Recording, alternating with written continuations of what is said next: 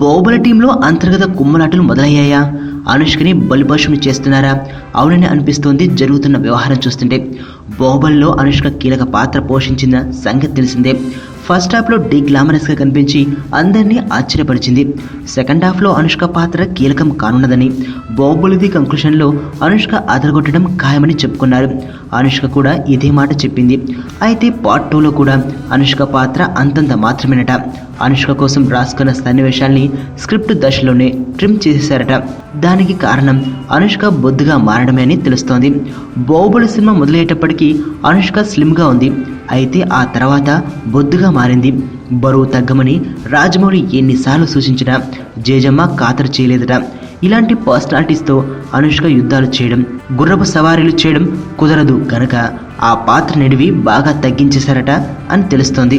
ఆ స్థానంలో తమన్నా పాత్రని పెంచుకుంటూ వెళ్లారట. నిజానికి బాహుబలి పార్ట్ 2లో తమన్నా పాత్ర అంతంత మాత్రమే.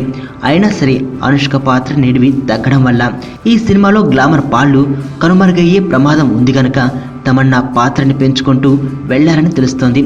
తమన్నాపై ప్రేమో అనుష్కపై కోపమో తెలియదు కానీ ఈ సినిమా కోసం మాత్రం అనుష్కకి తీవ్ర అన్యాయం చేస్తున్నారు. పాపం జేజమ్మ.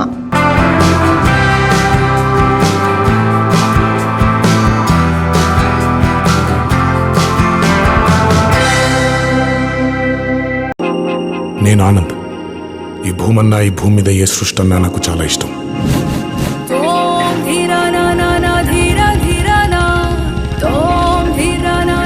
చెట్లు, మొక్కలు, గాలి, నీరు, వాటిని కాపాడుకోవటమే నా పని కూడా. It's a joggers park. 213 చెట్లు ముంబైకి చాలా ఆక్సిజన్ సప్లై చేస్తుంది.